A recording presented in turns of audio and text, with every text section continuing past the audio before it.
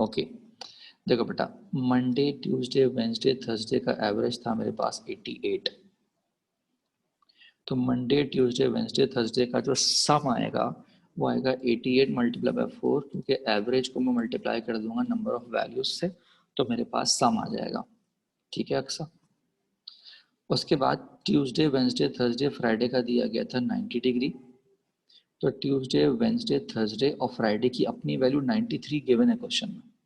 इनको प्लस करके मैंने इक्वेट कर दिया 90 इंटू 4 से, और उसके बाद यहाँ से ट्यूसडे वेंसडे थर्सडे की वैल्यू निकाल ली। जो भी ट्यूसडे वेंसडे थर्सडे की वैल्यू आई वो मैंने यहाँ पुट कर दी, और मैंने यहाँ से मंडे का आंसर निकाल लिया। क्या ये बात समझ आ गई?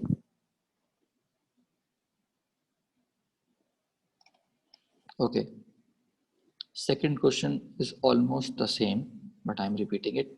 सैटरडे संडे मंडे का जो टेम्परेचर है वो 82 था एवरेज। तो सैटरडे संडे और मंडे का टेम्परेचर प्लस करके मैंने एवरेज को मल्टीप्लाई कर दिया 3 से, क्योंकि 3 डेज थे। उसके बाद उन्होंने कहा कि संडे मंडे ट्यूसडे का जो एवरेज है वो 85 था। तो जनाब संडे मंडे ट्यूसडे, ट्यूसडे की अपनी वैल्यू 89 गिवन थी। इसको मैंने इक्वेट कर दिया average multiply by number of values से। जब मैं एवरेज को मल्टीप्लाई करूंगा नंबर ऑफ वैल्यूज से तो मेरे पास सम आ जाता है। यहाँ से मैंने संडे और मंडे की वैल्यू निकाल ली 166। जो भी वैल्यू थी संडे और मंडे की वो मैंने यहाँ पुट कर दी, तो मेरे पास सैटरडे का आंसर आ गया। क्या ये बात समझ आ गई?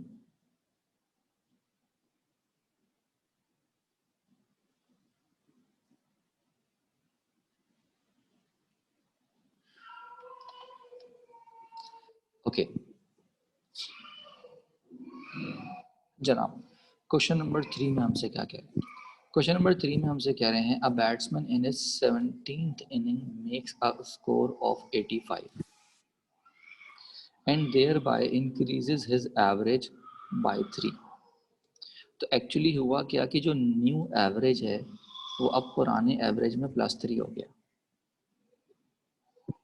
क्योंकि यहाँ पर जो फॉर्मूला यूज़ कर रहा हूँ मैं ये यूज़ कर रहा हूँ, new average is equal to new sum upon new total. तो मेरे पास जो न्यू एवरेज है बेसिकली वो हो गया है पुराने एवरेज में मैंने +3 किया। ठीक है, तो मैं इसको ऐसे भी लिख सकता हूँ कि मेरा जो नया एवरेज है बेसिकली वो पुराने एवरेज में +3 करके आ रहा है। अच्छा जी, पुराना एवरेज बेसिकली कितने इनिंग्स का था? 16 इनिंग्स का था। ठीक है, तो मैंने यहाँ पर जो सम करना होता है वो 17 इनिंग्स का सम करना है। तो 16 इनिंग्स का सम कैसे आएगा? अभी सम का बेसिक फॉर्मूला यूज करेंगे, average multiply by total number of values.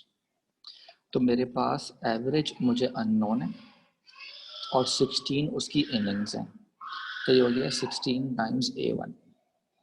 ठीक है, और 17th इनिंग का जो टोटल है वो 85 था। तो मैं इसको आपके अंडरस्टैंडिंग के लिए ऐसे भी लिख सकता हूँ कि sum of 16 innings plus 17th innings divide by 17। क्या ये बात समझ आ रही है आपको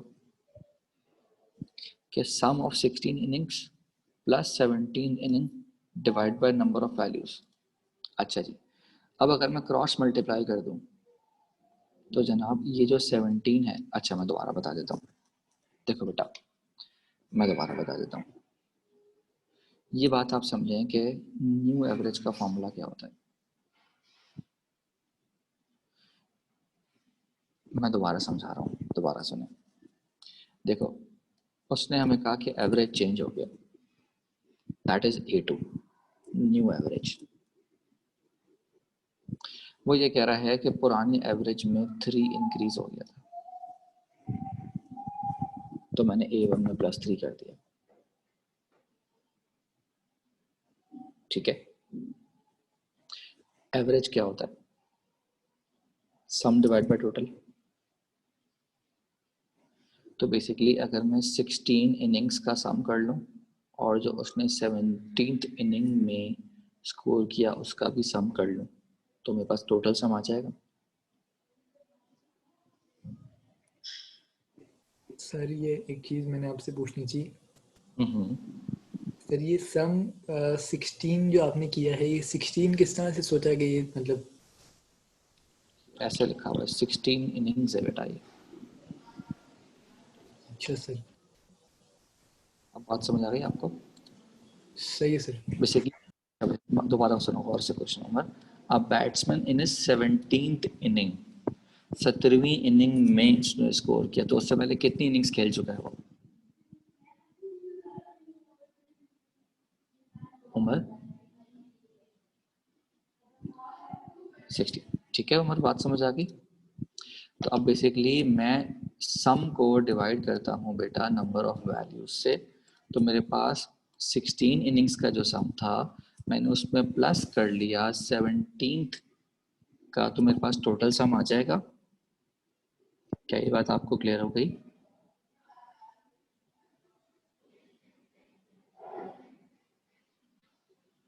उमर बेटा, क्या ये बात आपको क्लियर हो गई?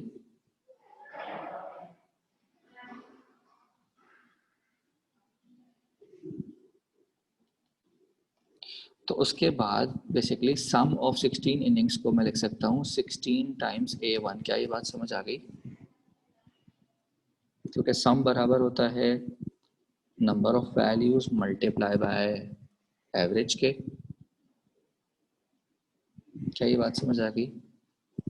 उसके बाद मैंने क्रॉस मल्टीप्लिकेशन की, ये 17 जाकर इन दोनों से मल्टीप्लाई हो जाएगा, और राइट साइड पर लिखा हुआ है 16A1 प्लस 85। तो यहाँ से अगर मैं सॉल्व कर लूँ तो जनाब मेरे पास जो A1 है वो आ जाएगा 34। तो क्योंकि A1 की वैल्यू 34 है तो A2 की वैल्यू 37 हो जाएगी। क्या ये बात सबको क्लियर है? किसी को स्टिल कंफ्यूजन है तो बताएं, मैं दोबारा समझा दूंगा।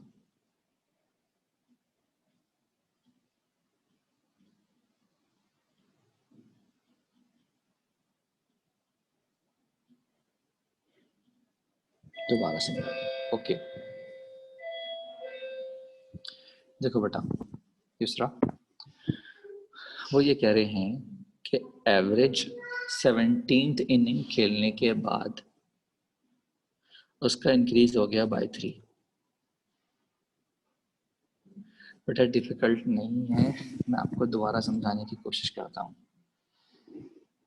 देखो बेटा, एवरेज था उसका जो भी A1 था, वो इंक्रीज हो गया बाय 3। इसका मतलब मैंने उसमें +3 किया तो मेरे पास नया एवरेज आ गया। क्या ये बेसिक समझ आ गया?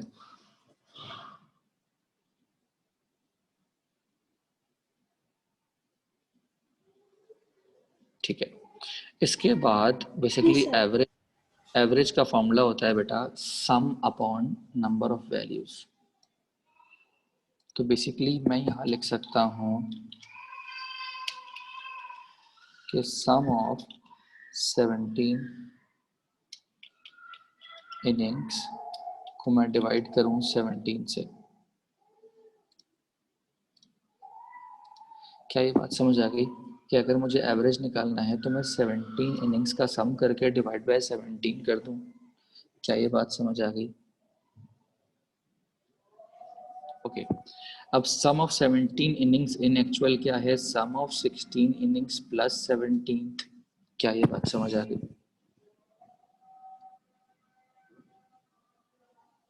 दूसरा, क्या ये बात समझ आ गई?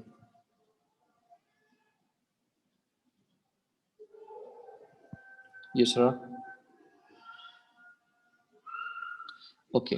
अब सम ऑफ 16 इनिंग्स को मैं 16 टाइम्स A1 लिख सकता हूँ। क्या ये बात समझ आ गई? अगर नहीं समझ आई तो इधर देखो, सम का फॉर्मूला होता है एवरेज मल्टीप्लाई बाय टोटल।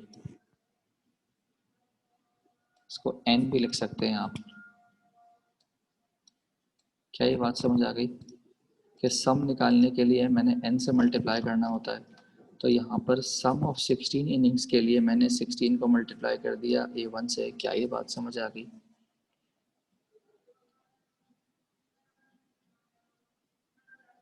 दूसरा, क्या ये बात क्लियर है बेटा आपको? सर हम टोटल के लिए 17 इंटू एक्स नहीं करेंगे, मतलब एक्स हम अज्यूम कर लेंगे कि हमारा वो टोटल है। मसला ये है कि अरे सॉरी, मसला ये है कि हमें 17 इनिंग्स का सम नहीं पता ना। हमें तो बेसिकली A1 की वैल्यू चाहिए। इन एक्चुअल देखो सवाल स्टार्ट कहाँ से हुआ था, सवाल यहाँ से स्टार्ट हुआ था। मुझे A1 की वैल्यू पता होगी तो मैं उसमें +3 करूंगा और A2 निकल आएगा। समझ रहे हो बेटा बात? तो अगर मुझे A1 की वैल्यू निकालनी है तो वो 16 इनिंग से ही आएगा, 17 से नहीं आ सकता। बात समझ आ गई?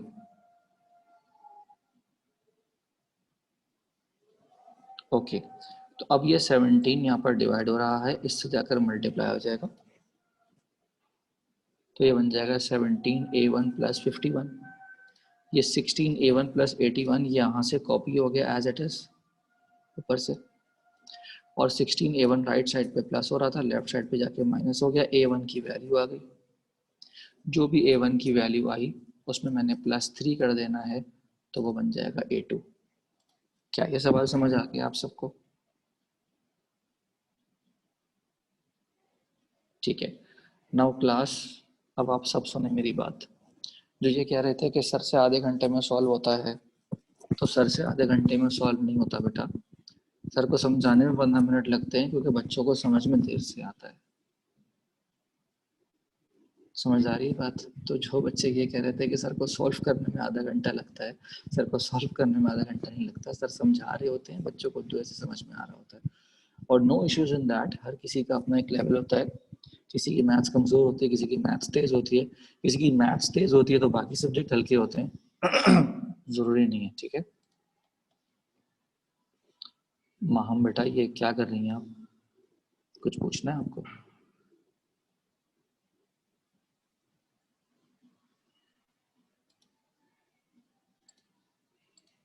ओके, नेक्स्ट क्वेश्चन पे आते हैं। क्वेश्चन में हमसे कह रहा है the average age of a class of 45 boys is 15 years. By the admission of 5 new boys, the average is reduced to 14 years. Find the average of the new boys. इस question में values देखें किस तरीके से put की गई हैं। देखो बेटा, जब भी एक सेट मेरे पास मौजूद होगा और उसमें एक और सेट आके ऐड हो जाएगा, जैसे मेरे पास यहाँ पर इस क्वेश्चन में 45 बॉयज़ थे, मज़ीद 5 बॉयज़ आ गए, या फिर 45 बॉयज़ हैं या मज़ीद 5 बॉयज़ चले गए। जब भी ऐसा केस बनेगा तो मैं इस फॉर्मूले को यूज़ करूँगा। ठीक है बेटा, तो A1 का मतलब है, N1 का मतलब है कि 45 बॉयज़ हैं और उनका जो एवरेज है वो 15 था। जो मज़ीद मेरे पास 5 बॉयज़ आए उनका एवरेज मुझे नहीं पता था, वो A2 है। N1 + N2 का मतलब है टोटल नंबर ऑफ बॉयज़, वो आ गया नीचे 50। जनाब क्रॉस मल्टीप्लिकेशन करके मैंने यहाँ से A2 निकाल लिया। किसी को कोई मसला है इसमें?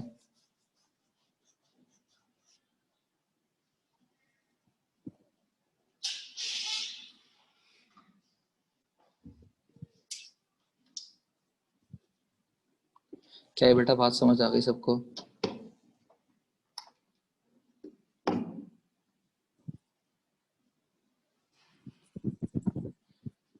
न्यू एवरेज इज 14 जी। क्वेश्चन में गिवन है कि new average is reduce to 14 years. By the admission of 5 new boys the average is reduce to 14 years. Reduce to 14 years का मतलब है 15 साल से कम होके 14 ईयर्स हो गया।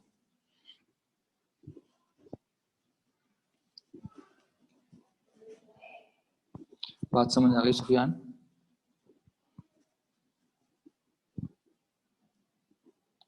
सुफियान बेटा क्लियर है? ठीक है, okay, moving on to next question. अब ये क्वेश्चन थोड़ा सा मज़ीद ट्रिकी है, समझने की कोशिश कीजिएगा, नहीं समझ में आए तो परेशान नहीं होना है।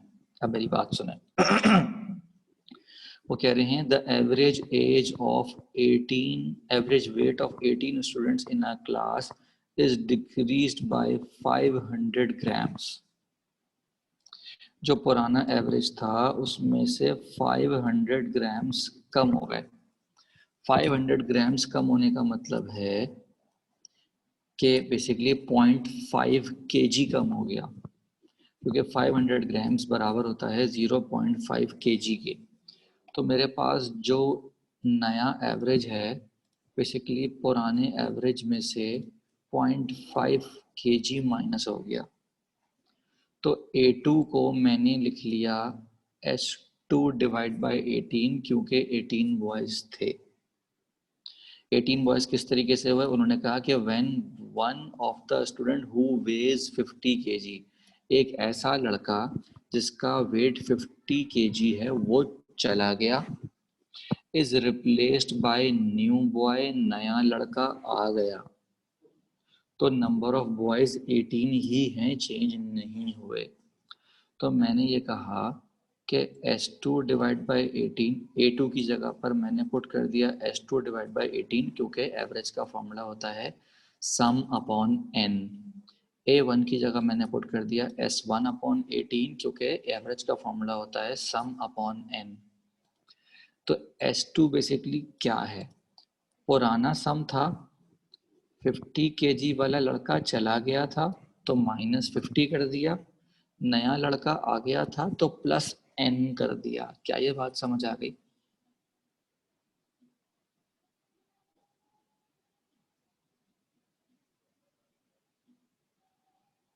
किसी को कंफ्यूजन है तो अभी हाथ के हाथ पूछ लीजिए। सर एक बारी सॉरी वापसी समझा दीजिए काइंडली। अच्छा, देखो बेटा शुरू से वो कह रहे हैं कि जो भी एवरेज था वो डिक्रीज हो गया बाय 500 ग्राम। तो क्योंकि सवाल केजी में चल रहा है तो हम ग्राम को केजी में कन्वर्ट करेंगे डिवाइड बाय 1000 करके। तो 1000 ग्राम होता है 1 kg, तो 500 ग्राम हो जाएगा आधा kg, मतलब 0.5 kg। वो ये कह रहा है एवरेज रिड्यूस हो गया 500 ग्राम से, मतलब जो नया एवरेज A2 है वो बेसिकली A1 में से 0.5 कम है। क्या ये बात समझ आ गई उमर? जी सर, ये आ गई सर। अच्छा, उसके बाद हमने एवरेज का फॉर्मूला लगा दिया सम डिवाइड बाय n दोनों तरफ। नंबर ऑफ बॉयज हमारे पास 18 ही हैं, क्योंकि एक बॉय गया तो दूसरा नया आ गया। क्या ये बात समझ आ गई?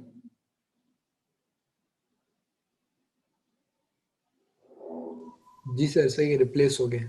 ओके, अब मेरी बात सुनो, जो बेसिकली नया सम है वो कैसे आएगा, पुराना सम जो भी नंबर ऑफ बॉयज थे उन सबका कोई ना कोई सम होगा, वो S1 है।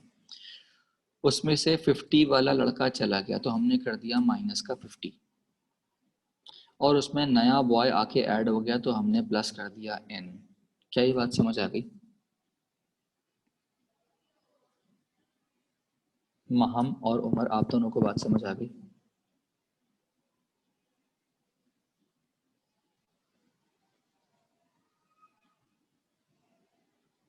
ओके, उसके बाद मैंने पूरी इक्वेशन को 18 से मल्टीप्लाई कर दिया, S1 और S1 कैंसिल हो गए और न्यू बॉय की वैल्यू आ गई। उमर, क्या ये क्लियर है आपको? जी सर, बस मुझे एक छोटी सी चीज आपसे कंफर्म करनी थी, ये -50 जो है ये कहाँ से आया सर? क्योंकि यहाँ देखो ना क्या कह रहे हैं, when one of the boy who weighs 50 kg is replaced by a new boy. Replaced का मतलब चला गया ना, वो चला गया तो टोटल में से 50 कम हो गए ना। टोटल में सही है सर, गॉट इट सर, और थैंक यू। और n जो है वो नया आ गया तो n प्लस हो गया। बात समझ आती? ठीक है सर, सही है। क्लियर हो गया? जी सर। ओके, क्वेश्चन नंबर 6 पे आ जाते हैं। क्वेश्चन नंबर 6 में कह रहे हैं the average age of 8 men is increased by 2 years। 2 साल बढ़ गया, तो नया एवरेज कैसे आएगा, पुराने एवरेज में +2 करके। क्या ये बात समझ आ गई सबको? Average age of an 18 divided to 2 plus 2 is 20 plus 20 are replaced by 2 men. Replaced by 2 men. The average of 2 men is Umar, आपका माइक ऑन है, डेलिबरेटली है या गलती से? गलती से सर। अच्छा भाई, तो हमारे पास जो नया एवरेज है वो आएगा पुराने एवरेज में +2 करके। ये बात सबको समझ आ गई? एवरेज का हमने फॉर्मूला यूज़ किया सम डिवाइड बाय n करके, सम डिवाइड बाय n करके। अब यहाँ पर हमने ये किया कि जनाब हमारे पास सम जो भी था वो कैसे आएगा भाई, एक की जो एज थी वो 20 थी, वो लड़का चला गया, और एक की एज 24 थी, वो लड़का भी चला गया। क्या ये बात समझ आ गई? और इनको रिप्लेस कर दिया एक्स और वाई ने, तो एक्स और वाई प्लस हो गए। तो हुआ ये कि टोटल जो मेरे पास वैल्यूज थी S1, उसमें से 20 वाला और 24 वाला लड़का चला गया और एक्स और वाई वाला लड़का आ गया। क्या ये बात समझ आ गई? अच्छा जी, यहाँ पर 8 जो है वो 2 से मल्टीप्लाई हो जाएगा, तो एलसीएम हुआ बेसिकली, या यू कैन से कि जो 8 लेफ्ट साइड पे डिवाइड हो रहा था वो राइट साइड पे जाके दोनों से मल्टीप्लाई हो गया। अब जनाब S1 यहाँ पर और S1 यहाँ पर कैंसिल आउट हो जाएगा और x प्लस वाई की वैल्यू आ जाएगी 60 सिंप्लीफाई करके। लेकिन हमें x और y की वैल्यू नहीं चाहिए बल्कि उनका एवरेज चाहिए। तो ये दो लोगों का सम आया है। अगर मुझे उनका एवरेज चाहिए तो मैं कैसे करूँगा? मैं करूँगा 60 को डिवाइड बाई 2, तो मेरे पास आंसर आ जाएगा 30। क्या ये बात समझ आ गई सबको? किसी को कोई कन्फ्यूजन है तो पूछ लीजिए।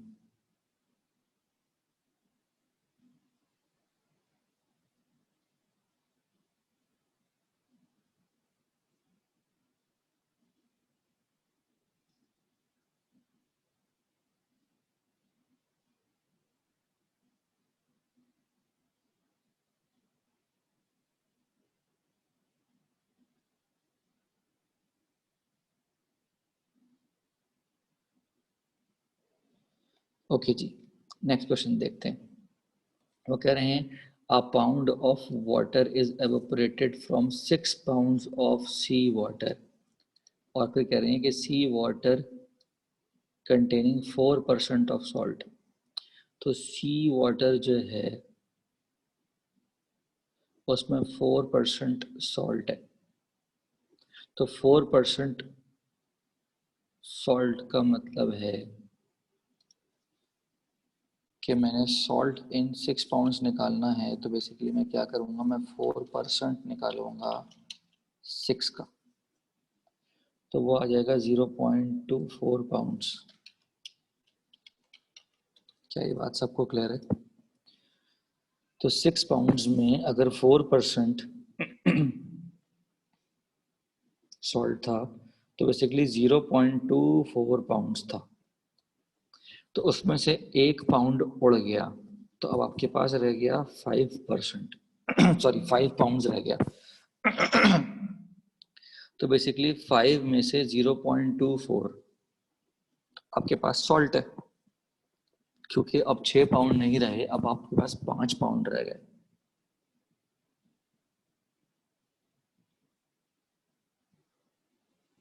क्या ये बात समझ आ गई?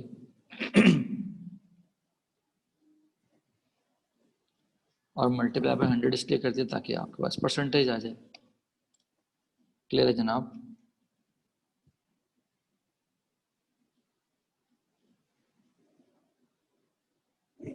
किसी को कोई इशू है तो हाथ के हाथ पूछ लीजिए।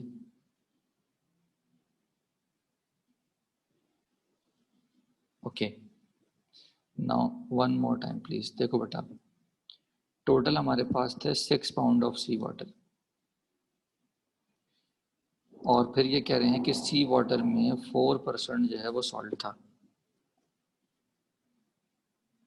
तो 6 पाउंड का मैंने 4% निकाल लिया, तो वो आ गया 0.24 पाउंड्स। इसका मतलब जो टोटल सॉल्ट है मेरे पास वो 0.24 पाउंड्स है। फिर वो कह रहे हैं a pound of water is evaporated from 6 pounds. तब टोटल तुम्हारे पास 6 पाउंड नहीं है बल्कि 5 पाउंड्स है। तो 5 पाउंड्स तुम्हारे पास टोटल है, जिसमें से 0.24 जो है वो सॉल्ट की क्वांटिटी है। तो सॉल्ट की क्वांटिटी को मैंने टोटल से डिवाइड कर दिया, मल्टीप्लाई बाय 100 कर दिया। सर एक बात पूछनी थी, ये 4% ऑफ 6 किया हमने, तो 4% ऑफ 5 पहले से नहीं करना चाहिए था?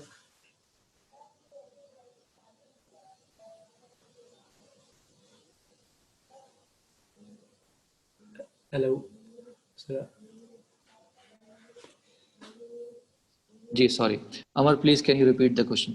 सर मैं कह रहा था कि आपने इसको जो फर्स्ट स्टेप किया 4% ऑफ 6 किए, तो 4% ऑफ 5 नहीं होना चाहिए सर? नहीं ना, वो ये कह रहा है 6 pound of water containing 4% of salt. देखो क्वेश्चन आपके पास पैसिव फॉर्म में लिखा हुआ है ना, तो पहले आप वो बात पढ़ेंगे जो पहले हुई है। हाँ?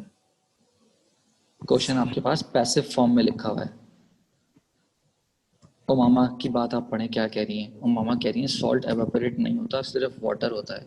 समझ रहे हो इस सही। बात को? जी जी सर, सही, गॉट इट। समझ आ गया सवाल? थैंक यू मामा। अच्छा जी, नेक्स्ट क्वेश्चन पे आते हैं। वो कह रहे हैं in what proportion must Samina mix rice at ₹1.2 per KG and ₹1.44 पर केजी। यार इतने सस्ते राइस है तो यार मुझे दिला दो भाई, कहाँ मिलते हैं इतने सस्ते राइस? अच्छा जी, in what proportion must Samina mix rice at ₹1.2 per kg and ₹1.44 per kg so that the mixture becomes worth ₹1.26 per kg? Simple सा सवाल है जनाब। ये रहा हमारे पास हमारा फॉर्मूला।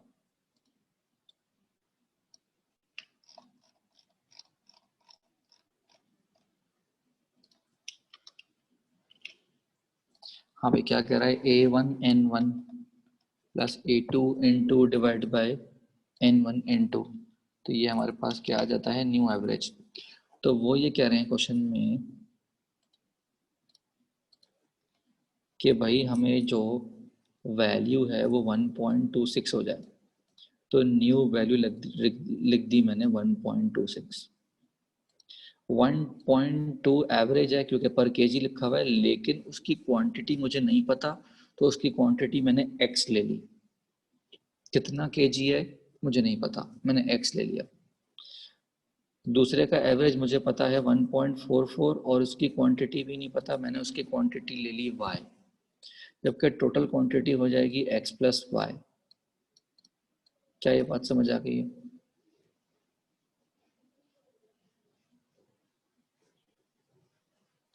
अच्छा, अगर किसी को पॉइंट से घबराहट होती है तो वो पूरी इक्वेशन को 100 से मल्टीप्लाई भी कर सकते हैं। जिन किसी को पॉइंट सॉल्व करने से घबराहट होती है तो वो इसको 1.26 के बजाय 126 लिख लें, इसको भी 126 लिख लें, इसको 120 लिख लें और इसको 144 लिख लें। आंसर आपके पास वही आएगा। सॉल्विंग आपके लिए आसान हो जाएगी। ये 6x हो जाएगा और ये 18y हो जाएगा। सर एप्टीट्यूड टेस्ट में क्वेश्चन इसी टाइप के आते हैं। जी बेटा, ये वर्कशीट्स एप्टीट्यूड टेस्ट के हवाले से ही बनाई गई हैं। अगर आपको आसान लग रही हैं या मुश्किल लग रही हैं?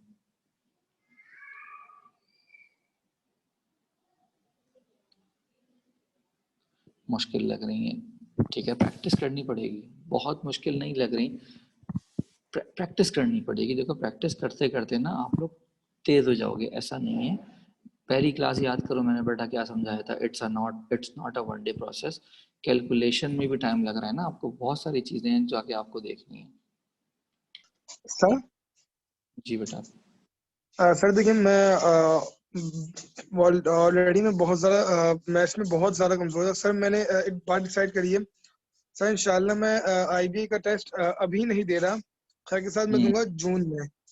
ठीक है। क्योंकि सर देखिए 2-3 वजह हैं। एक तो ये कि देखिए मैं आजकल वैसे ही बहुत ज़्यादा प्रेशर बढ़ा है पढ़ाई का, आगे मिड ठीक। टर्म्स खड़े हुए हैं। और सर हम इनकेस अगर आप ये सोच रहे हैं कि हम विंटर वेकेशन में तैयारी कर लेंगे, तो सर नहीं, हम मेरी विंटर वेकेशन की पहले ही तीनों सब्जेक्ट की पूरी बुकिंग्स है, रिविजन है, नए नए टॉपिक्स हैं सर। इस वक्त मैं बुरी तरीके से घिरा हूँ अपनी पढ़ाई में ऑलरेडी इसमें। सही। सर अगर मैं इसको छोड़ अगर मैं उस पढ़ाई को छोड़ के इस पे फोकस करता हूँ, तो सर हो सकता है मेरा एलिजिबल ग्रेड्स नहीं आए, तो मैं फायदा क्या फिर मैं अप्लाई करने का, जब मेरे ग्रेड्स ही नहीं आएंगे वो वाले। बिल्कुल बिल्कुल सही और कह रहे सर हो। मैं कंटिन्यू, क्या कह रहे थे? कंटिन्यू करो मुनीब। नहीं सर यही था। अच्छा अब देखो, अब मैं तुम्हें एक बड़े भाई की और फ्रेंड की हैसियत से मशवरा देता हूँ। देखो, तुम तैयारी मत करो, मार्च के लिए तैयारी मत करो, कोई बात नहीं। देखो बेटा, तैयबा कह रही है लेकिन सर जब मैं सॉल्व करती हूँ तो मुझे बहुत टाइम लगता है। हम 2 बार अटेम्प्ट कर सकते हैं, बिल्कुल कर सकते हैं। देखो 2-4 बातों का आप लोगों का जवाब देता हूँ। पहली बात ये कि अभी आप लोग ने, जो बच्चे साइंस से कर रहे हैं ना आईबीए की तैयारी, इनका साइंस बैकग्राउंड है, वो यूज टू है मैथ्स के, तो उनको आप पूछेंगे तो वो बोलेंगे हाँ सर ये तो बहुत हलवा चीज़ है, ये तो हम फटाफट कर लेते हैं। जिनका बैकग्राउंड अकाउंट्स है, बिजनेस है, साइकोलॉजी है, सोशियोलॉजी है, बेटा मेरे बच्चों परेशान क्यों हो रहे हो? 4 क्लासें हुई हैं, 5 क्लासें हुई हैं, अभी तुम्हें प्रैक्टिस में टाइम लगेगा, तुम्हें कैलकुलेशन तेज करने में टाइम लगेगा। यही बात मैं तुमसे 1 महीने बाद पूछूंगा, तुम ये सवालात निकाल के सॉल्व करोगे, तुम बोलोगे सर ये तो बच्चा सवाल थे, क्या हो गया सर? हर चीज़ टाइम लेती है। याद करो अपने एएस के अकाउंट्स का हाल, याद करो अपने एएस के इकोनॉमिक्स का हाल। अब जब ए2 में आ चुके हो तो एएस वाली चीज़ें बच्चा लगती है नहीं लगती, या ओ लेवल्स वाली चीज़ें बच्चा लगती नहीं लगती, क्योंकि वो सब कर चुके हो, टाइम गुजर चुका है। जैसे जैसे टाइम गुजरता है आपकी प्रैक्टिस होती रहती है, आप चीज़ों में तेज़ हो जाते हो। रही बात टेस्ट में अपेयर होने की, तो मेरा मशवरा ये है मेरे बच्चे कि आपने पहले में अटेम्प्ट ज़रूर करना है। उससे फ़ायदा ये होगा कि आपको आइडिया हो जाएगा कि क्वेश्चंस किस तरह के आ रहे हैं, एग्ज़ाम प्रेशर किस तरीके से, एग्ज़ाम प्रेशर किस तरीके से हैंडल कर रहे हो, या एग्ज़ाम को किस तरीके से देख रहे हो। तैयारी बगैर करे भी बैठ जाओ, लेकिन बैठ जाओ मेरे बच्चे। समझ रहे हो इस बात को मुनीब?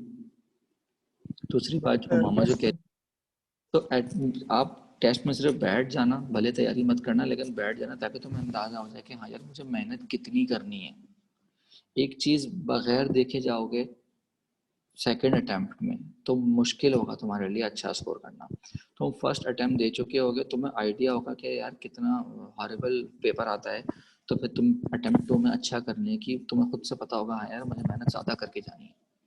रह गई बात ओमामा की, अगर क्लैश करता है तो आईबीए अपना टेस्ट आगे पीछे कर देता है, डेट क्लैश नहीं करती आपकी सीएआई से, क्योंकि उनकी तो मार्केट है ना, वही अल्टीमेटली करने तो वो बिजनेस ही बैठे हैं ना, तो इस चीज़ को मेक श्योर करते हैं कि उनके पास बच्चा सारा का सारा अप्लाई कर रहा हो।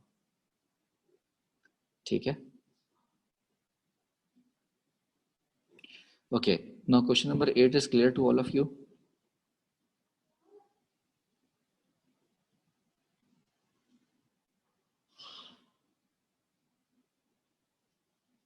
Should I move on?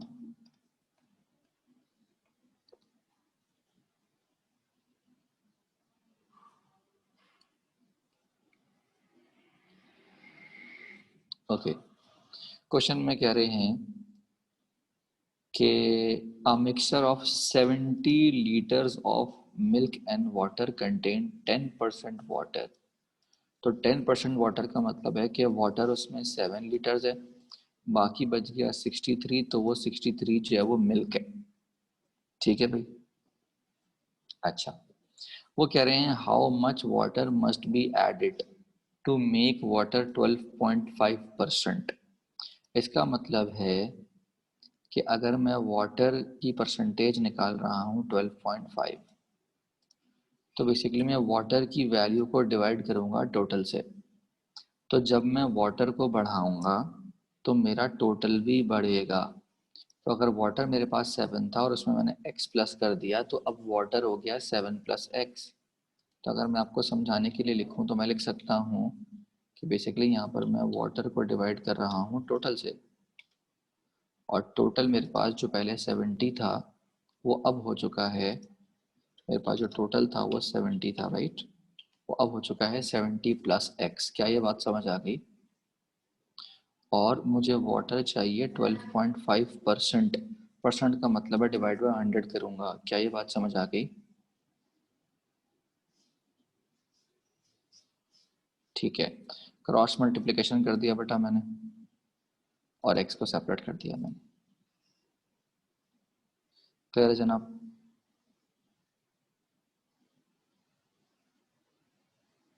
अच्छा, कुछ बच्चे ये समझते हैं कि सर यहाँ पे जब हम x पे पहुँचेंगे तो सर हमें कैलकुलेशन में बड़ा मसला होता है। तो भाई कौन कह रहा है आपसे कैलकुलेशन करें आप? जब आप 175 को डिवाइड करेंगे 87.5 से, तो आपके पास ऑप्शन दिया है ना। अब ऑब्वियसली सर ये 112.5% वाला है, यस। अब देखो तुम ऑब्वियसली बात है, दोनों को डिवाइड करके 5 तो लाने से रहे, 10 तो लाने से रहे, 12 लाने से रहे, 7 लाने से रहे, क्योंकि बड़े नंबर्स है नहीं, तो ऑब्वियसली तुम्हें डिवाइड करने की जरूरत नहीं है, टाइम बचाओ अपना, 2 ही आंसर होगा। ठीक है बच्चों, समझ आ गया?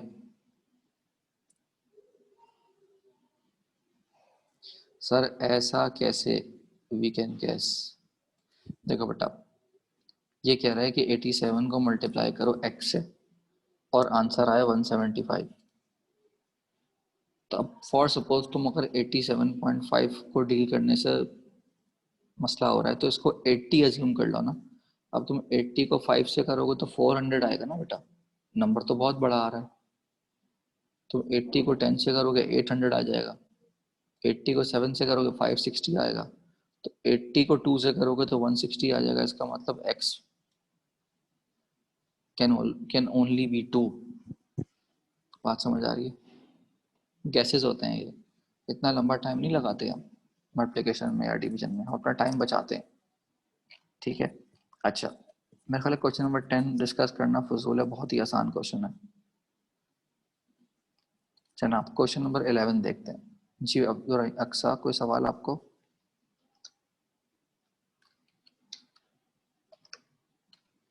अच्छा भाई, टोटल हमें दिया हुआ है 600, जिसमें से वो कह रहे हैं कि जो मिल्क है वो 60% प्योर है। अब देखें, कुछ थोड़ा बहुत ना कॉमन सेंस की भी ज़रूरत पड़ती है। अब कॉमन सेंस ये कहता है कि जब हम मिल्क की प्योरिटी की बात कर रहे हैं तो हम किस चीज़ की बात करें?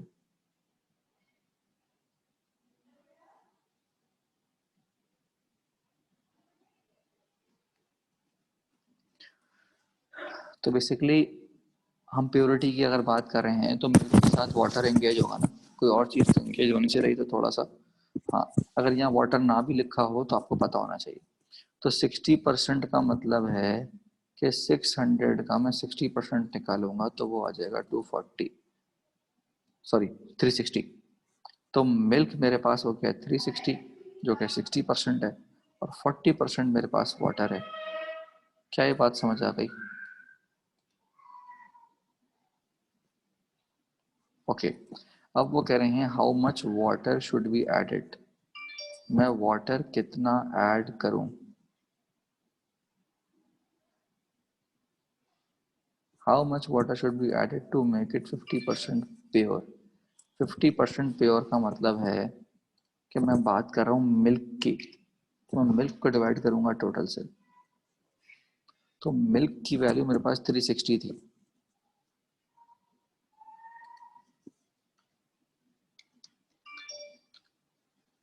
तो मिल्क की वैल्यू मेरे पास 360 थी। टोटल अब बढ़ चुका है क्योंकि उसमें वाटर ऐड हो गया ना, तो जितना वाटर ऐड हुआ मैंने उसको x मान लिया। क्या ये बात समझ आ गई? और इसको मैंने इक्वेट कर दिया 50% से। 50% लिखूं या 1/2 लिखूं, बात एक ही होती है। तो अब अगर मैं करूंगा क्रॉस मल्टीप्लाई और उसके बाद में x निकाल लूंगा। क्या ये बात सबको क्लियर हो गई है?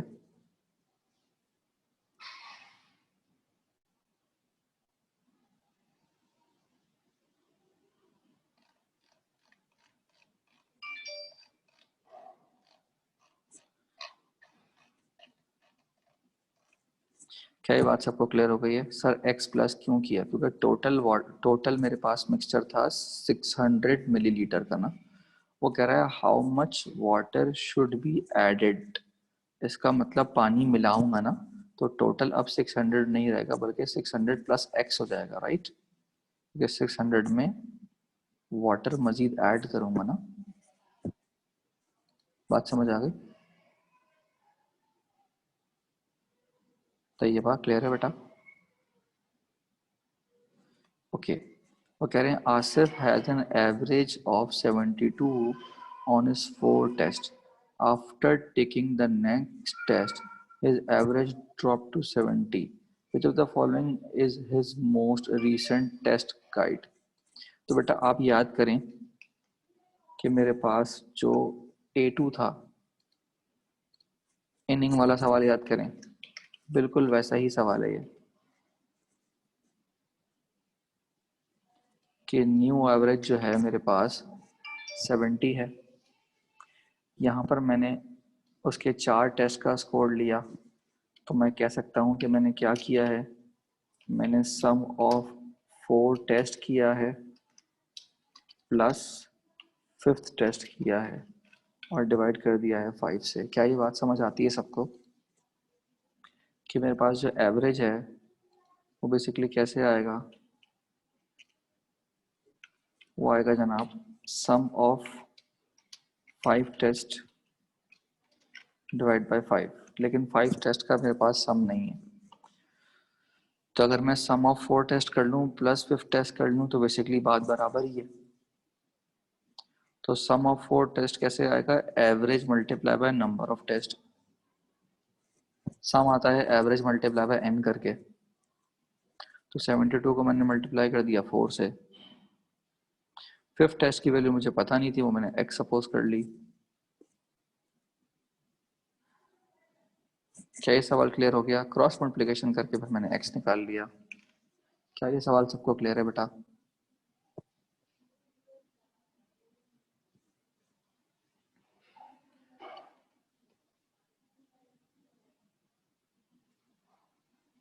अच्छा जी, वो कह रहे हैं 30 boys had an average of m while 20 boys had an average of 80.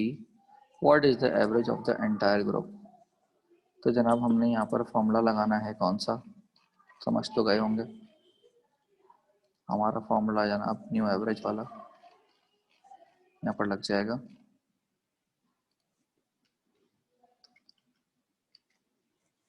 हाँ भाई, क्या फॉर्मूला कह रहा है? A1 N1। A1 क्या है sir? Instead of solving all of these you can solve दो जिसमें प्रॉब्लम्स हैं। यार ऐसे बच्चे बताते नहीं है ना। लास्ट टाइम भी यही इशू आया था कि मसला हो गया था बच्चों को, बच्चे बताते नहीं है, इसलिए मुझे बेहतर सारे डिस्कस करने दें। अच्छा जी, तो A1 की वैल्यू हमें क्वेश्चन में दी हुई थी 30 सॉरी N1 की वैल्यू 30 बॉयज़ का M है, तो A1 N1 हो जाएगा 30M। 1600 कैसे आया जनाब?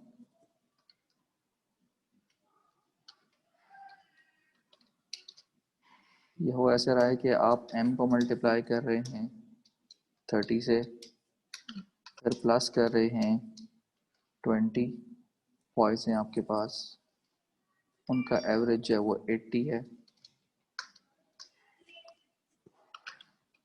20 बॉयज़ हैं divide by total number of boys. क्या ये बात सबको क्लियर है? क्या ये एग्जाम्पल्स, क्या ये सवाल सबको क्लियर है? किसी को इशू? ओके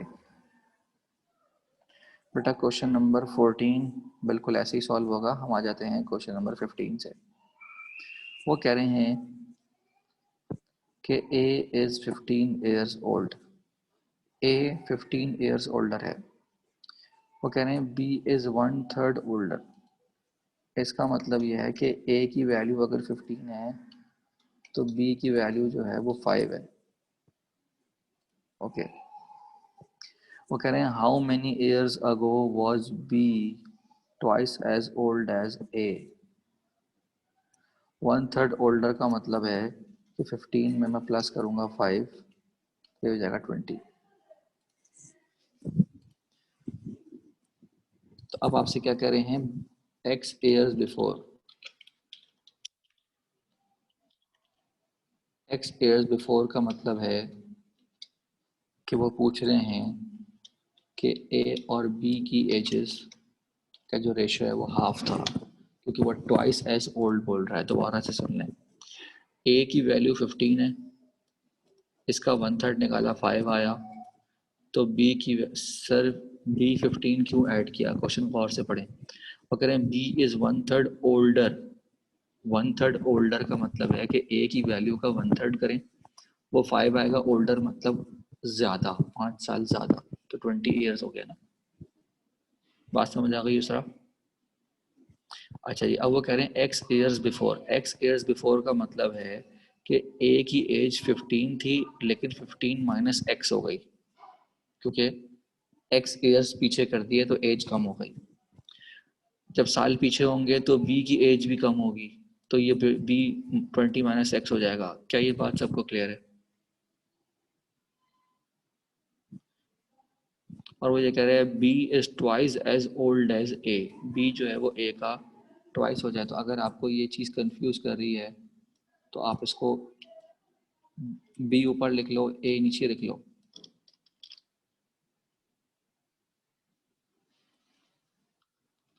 इसको ऐसे भी लिख सकते हो, b is equals to twice of a। तो b की एज आपके पास है 20 माइनस एक्स और ये ट्वाइस है 15 माइनस एक्स। आप इसको ऐसे भी लिख सकते हो।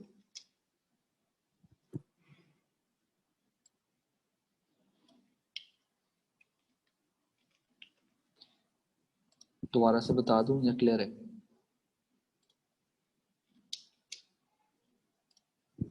वो कह रहे हैं x साल पहले b जो है वो ट्वाइस था a का। दोबारा से देख लें, x साल पहले b ट्वाइस था a का, तो b की एज 20 तो अभी है ना। x साल पहले का मतलब उसकी एज 20 माइनस x हो जाएगी। a की एज 15 तो अभी है ना, लेकिन x साल पहले 15 माइनस x हो जाएगी। Sir, we can also keep reducing age by 1 and see when it's the double. Yes, you can do that.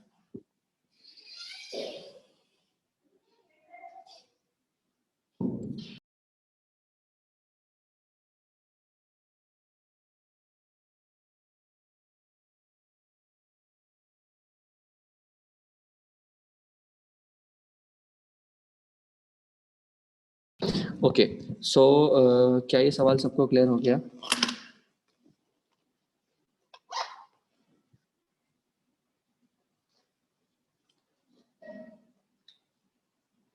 किसी को कोई इशू है तो बता दीजिए।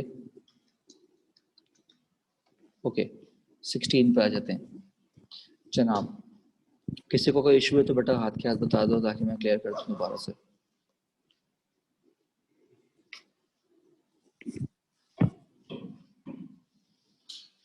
ओके, वो कह रहे हैं John is now 4 times as old as Annie was 6 years ago। वो ये कह रहे हैं कि जॉन जो है वो 4 टाइम्स है एनए के, लेकिन एनए के अभी की उम्र नहीं बल्कि 6 साल पहले की। तो मैंने एनए को लिख लिया a-6। क्या ये बात समझ आ गई? वो कह रहे हैं जॉन इज 4 टाइम्स द एनए, लेकिन एनए अभी वाला नहीं, 6 साल पहले वाला। और जॉन की अभी की एज गिवन है 20, तो जॉन की एज रख दी मैंने 20 और यहाँ से सिंपल ए की वैल्यू निकाल ली। क्या ये बात समझ आ गई?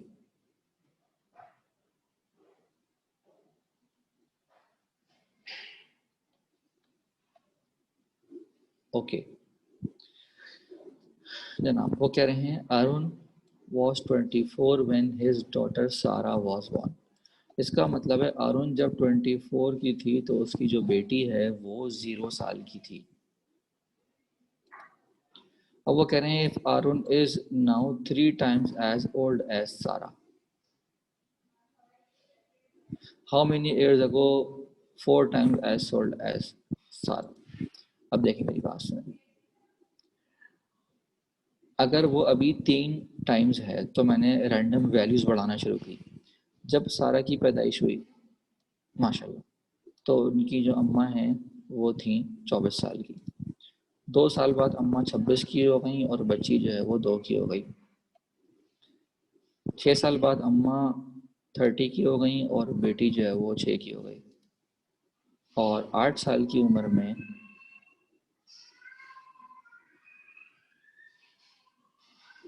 वो 32 की हो गई और ये 8 की हो गई, और 12 साल की उम्र में ये 36 की हो गई और ये 12 की हो गई। अब एक तरीका तो ये है कि हमने यहीं पर आंसर निकाल लिया। यहाँ पर आप देख सकते हो कि जब वो 32 और 8 था तो रेशो कितना बन रहा है, 4:1। और जब वो 36 और 36 और 12 था तो यू कैन सी कि 3:1 था। क्या ये बात समझ आ गई? तो इसका मतलब वो ये पूछ रहे हैं how many years ago was Aaron 4 times. तो अभी, ये अभी की एज है, ये अभी की एज है। अभी की एज में जो उसकी अम्मी हैं वो उसके 3 टाइम्स हैं। वो पूछ रहे हैं कितने साल पहले 4 टाइम्स था।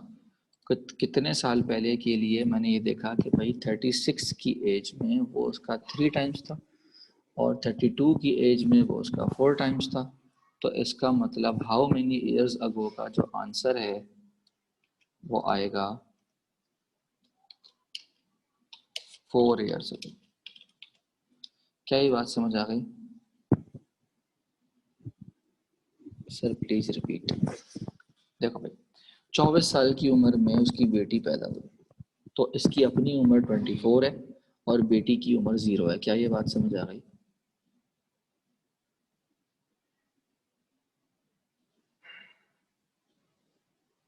मैंने रैंडम वैल्यूज बढ़ाई, मैंने देखा कि भाई जब वो 2 साल की हुई तो वो 26 की हो गई, तो अभी 13 टाइम्स है रेशो। मैंने देखा 13 टाइम्स है, 13:1 है।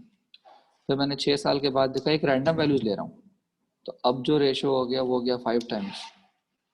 पर मैंने मजीद वैल्यूज बढ़ाई तो मैंने देखा कि 32 की एज में वो 4 टाइम्स है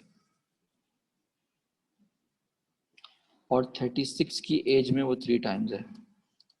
क्या ये बात समझ आ गई?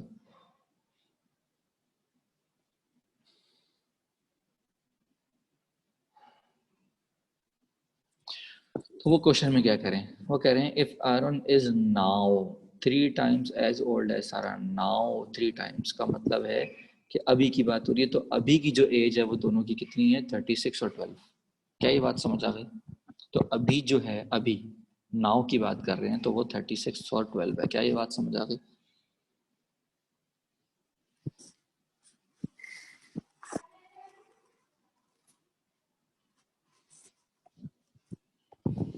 तैयबा, क्लियर हो गया बेटा? ओके। अब वो कह रहे हैं कितने साल पहले 4 टाइम्स था, तो हमने देखा कि 32 की एज में 4 टाइम्स था।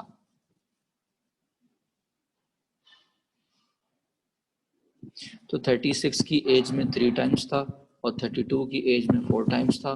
तो पूछ रहे हैं कि कितने साल पहले 4 टाइम्स था, तो 4 साल पहले 4 टाइम्स था। क्या ये बात समझ आ गई? तो इस मेथड को करने की ज़रूरत नहीं है आपको।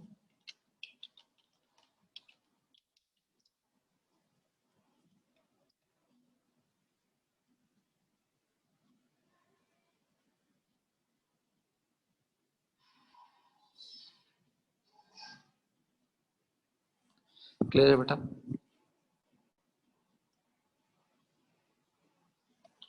Okay.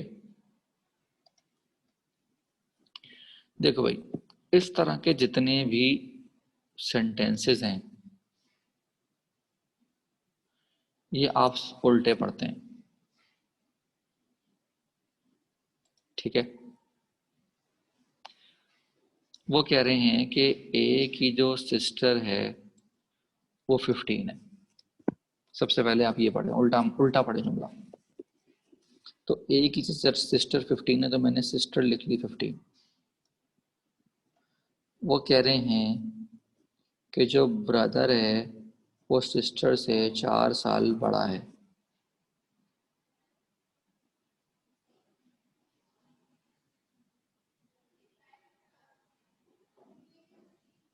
He is 6 years younger than his brother. Sorry, और से पढ़ें जुमला। वो कह रहा है कि एज है वो अपने भाई से 6 साल छोटा है और अपनी सिस्टर से 4 साल बड़ा है। क्या ये वर्डिंग समझ में आ गई?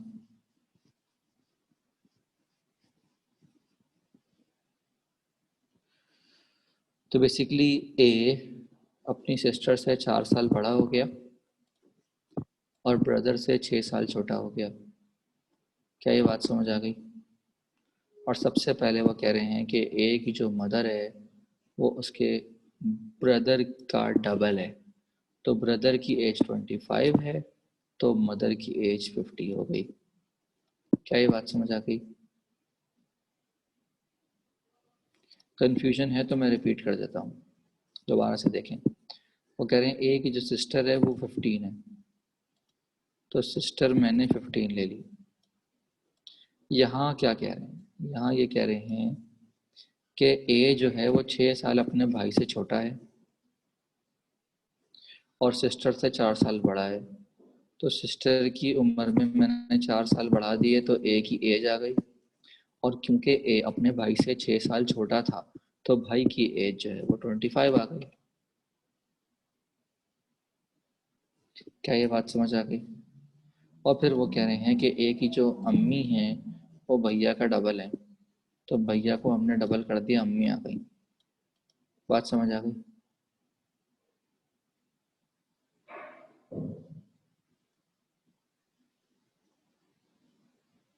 ओके,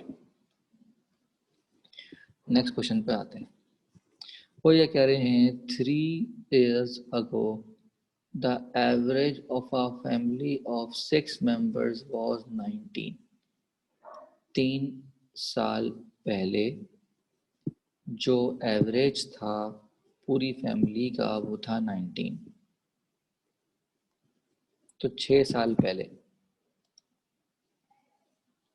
6 years ago तो एवरेज जो था वो 19 था। तो आई कैन से कि जो भी मेरे पास सम था उसमें से हर किसी की उम्र में से मैंने 3-3 साल कम कर दिए।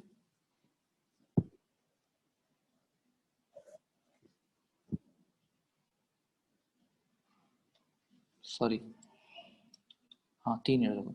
तो 3 years अगो का मतलब है अभी की उम्र से अगर मैं 3 साल पहले की उम्रें देखूंगा तो हर किसी की 3 years कम हो जाएगी।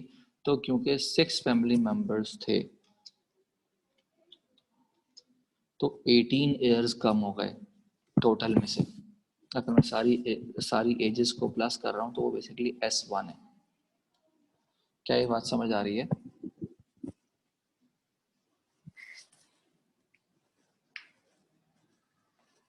नहीं समझ में आ रही तो दोबारा देखें। देखो 19 हमारा एवरेज है, एवरेज होता है सम अपॉन टोटल। तो क्योंकि 3 साल पहले का सम है तो जो अभी का सम है वो S1 है। 3 साल पहले का मतलब है कि भाई सबकी उम्र में से 3-3 साल कम कर दो। अगर 6 मेंबर्स हैं तो 18 ईयर्स कम हो जाएंगे। डिवाइड बाय n किया जाता है एवरेज के लिए, क्रॉस मल्टीप्लाई कर दिया और मेरे पास सबकी सम ऑफ एजेस आ गई। क्या ये बात समझ आ गई? वो ये कह रहे हैं the average of the family is the same today. जो अभी का एवरेज है इस फैमिली का वो सेम है। सेम का मतलब अभी भी 19 है, लेकिन बीच में उनका एक बच्चा पैदा हो गया। तो बच्चा पैदा होने से हुआ क्या कि जो भी हमारा सम था उसमें बेबी की वैल्यू भी प्लस होगी या नहीं होगी? क्या ये बात समझ आ रही है? तो मेरे पास जो एवरेज था वो 19 है। टोटल वैल्यू अब मेरे पास S1 प्लस B है, क्योंकि जो 6 लोगों का सम था उसमें अब एक बेबी भी ऐड होगा। क्रॉस मल्टीप्लाई करके मैंने बेबी की वैल्यू निकाल ली। Is there any confusion?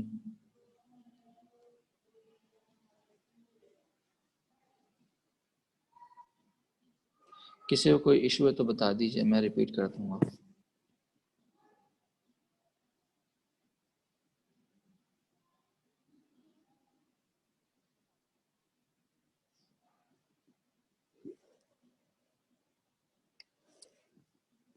Aqsa, Taiba, Meham, Umar, हाँ भाई क्लियर है बच्चों? जी सर, अल्हम्दुलिल्लाह। अक्सा कह रही हैं नो सर। अच्छा क्लियर है, ठीक है। ओके भाई। जनाब 20 क्वेश्चन इजी है, इस तरह के सवाल आप पहले कर चुके हैं। 21 पे आ जाते हैं। 21 में कह रहे हैं if she will be 14 years old next year. तो वो ये कह रहे हैं कि नेक्स्ट ईयर जो आपका अल्लाह वाला करे सी है वो 14 होगा। तो ऑब्वियसली अभी हम बात कर रहे हैं नाउ की। तो अभी की अगर हम बात कर रहे हैं तो अगले साल उसने 14 होना है, तो अभी वो हो गया 13 का, 13 का हो गया।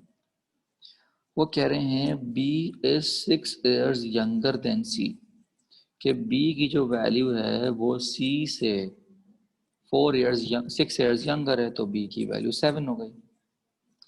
फिर वो कह रहे हैं कि A is 4 years older than B, तो ए जो है वो 4 ईयर्स ओल्डर है, तो वो 11 हो गया।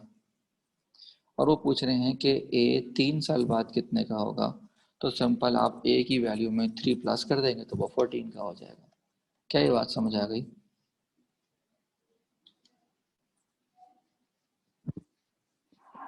Is everybody clear about this question?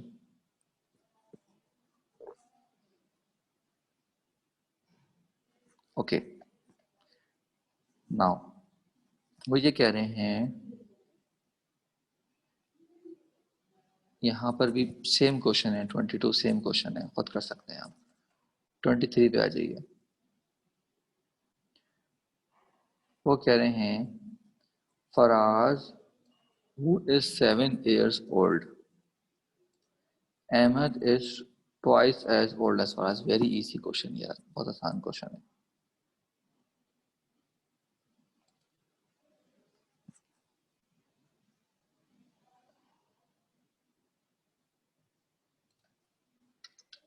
अच्छा भाई, यहाँ पर कह रहे हैं कि लास्ट ईयर जो फुरकान है वो 3 साल का था।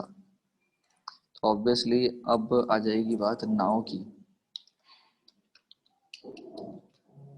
तो नाव में अब वो 4 साल का हो जाएगा।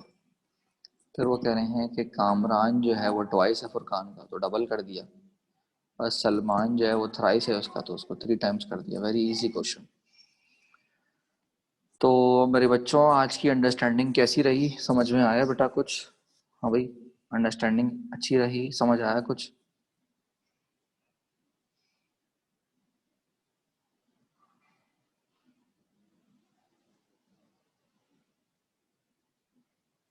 कोई प्रॉब्लम्स तो नहीं है? सर 23 का आंसर सी नहीं होगा यार। वो पूछ रहे हैं कि लास्ट ईयर कितने का था, तो अभी का आंसर तो 14 है, वो लास्ट ईयर का पूछ रहे हैं, तो 1 साल कम करना पड़ेगा हमें। हाँ भाई मुनीब साहब, समझ आया तुम्हें कुछ? मुनीब बेटा, आर यू देयर? उमर बेटा, समझ में आया आज की क्लास में? जी सर। सर बस कल फ्रैक्शंस तो कराएंगे ना आप? फ्रैक्शंस तो डिस्कस हो चुका ना हमारा पहले। सही सर। हम वो फ्रैक्शंस तो पढ़ा दिया था ना, या नहीं किया था? मुझे याद नहीं है। ये सर फ्रैक्शंस आपने पढ़ाया था, मगर थोड़ा सा हाँ, इशू था सर फ्रैक्शन में। फ्रैक्शंस डिस्कस नहीं किया था मैंने। औरों से पूछ लें sir, I am not confirm, अगर मैं गलत ना कहूँ इसलिए। अच्छा चलो चलो, एक काम ये करते हैं कि मुझे याद पड़ता है कि मैं सारे क्वेश्चंस डिस्कस कर चुका था। अगर फिर भी तुम्हें किसी क्वेश्चन में मसला है तो हम दोबारा डिस्कस कर लेंगे बाद में, कोई मसला नहीं। कल कौन सा टॉपिक होगा? अच्छा भाई मेरी बात सुनो, अब कल कौन सा टॉपिक होगा ज़रा डिस्कस कर लेते हैं। देखो बेटा, पहले मैं डिस्कस करूंगा वर्क एंड टैंक। नोट कर लें बेटा।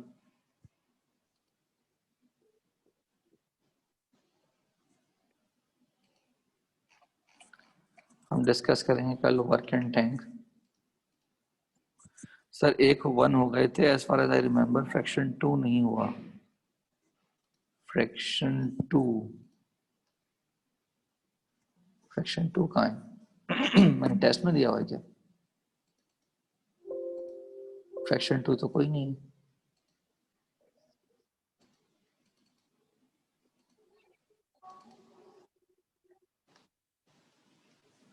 अच्छा फ्रैक्शन 2 मामा को पता नहीं है शायद। मामा बेटा वो फ्रैक्शन 2 सेम है। हाँ दोनों में सेम क्वेश्चंस थे। अच्छा जो मैंने ग्रुप पे भेजा था वो बेसिकली प्रैक्टिस के लिए था, अगर उसमें कोई प्रॉब्लम्स हैं तो हम उससे इंडिविजुअली पूछ सकते हैं, वो प्रैक्टिस के लिए था।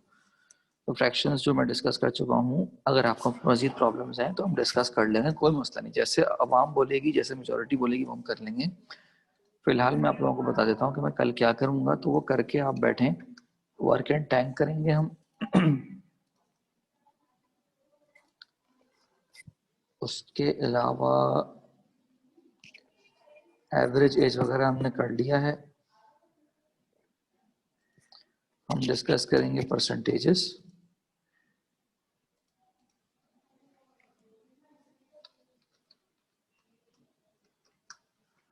और हम डिस्कस करेंगे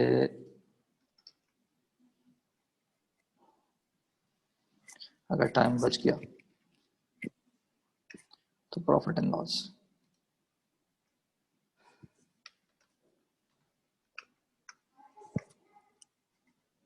अरे रेशियो प्रोपोर्शन रह गया। रेशियो प्रोपोर्शन करवाया था मैंने? नहीं ना, ये डिस्कस हो चुका है। रेशियो प्रोपोर्शन करवा चुका हूँ, उसके कुछ सॉल्यूशंस भेज दिए थे मैंने। सही है सही है सही है।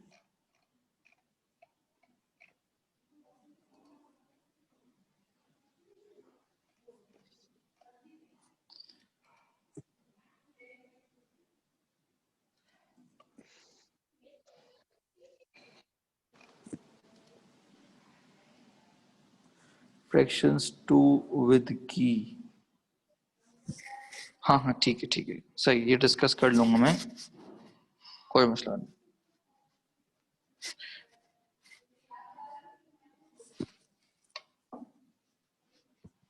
ओके बच्चों, और की बात? ये सेम है या डिफरेंट है? ये डिफरेंट है, डिफरेंट क्वेश्चन प्रैक्टिस के लिए दिए थे। मुनीब समझ आया बेटा कुछ आज?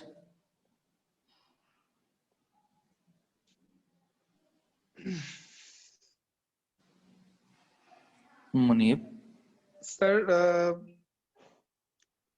मैं झूठ नहीं बोलूंगा, लास्ट क्लास तक मुझे अच्छा समझ आ रहा था। एवरेज में मेरी हमेशा से वीकनेस थी, तो मैं रिकॉर्डिंग भी कुछ करता हूँ, देखता हूँ कुछ होता है तो मेरे बच्चे, मैं तो हर सवाल के बाद सर जो ना, देखिए सर मुझे पता है आप बिल्कुल भी वो नहीं करते, लेकिन सर देखिए मेरी वजह से अगर बाकियों को बाकी रुकें, देखिए जैसे बाकियों की लास्ट बार कंप्लेन थी कि बहुत हल्का जा रहा है सर, अगर मेरी वजह नहीं से सर सब लोग रुकते हैं, लोग कंप्लेन होती है सर, फिर मैं खुद अरे मैं अपना कुछ देख लेता हूँ बंदोबस्त, मतलब वैसे ही मैं जून में दूंगा तो मैं अपना कुछ अच्छा आहिस्ता आहिस्ता मेरी करूंगा सर, वरना तो मैं मुझे बहुत गुस्सा हो जाता है इस तरह। मैं अच्छा मैथ्स मेरी में बात, मैं आपको एक बात हूँ, मैथ्स में मैंने पूरे O levels में एक भी कोचिंग नहीं ली थी, एक भी सब्जेक्ट की नहीं, सिवाय सिर्फ और सिर्फ मैथ्स की, वो भी होम, मैंने कोचिंग नहीं ली थी, मैंने होम ट्यूशन बुलाया था, मैंने अच्छा घर में अच्छा बैठ के पे किया था, लेकिन सर फिर भी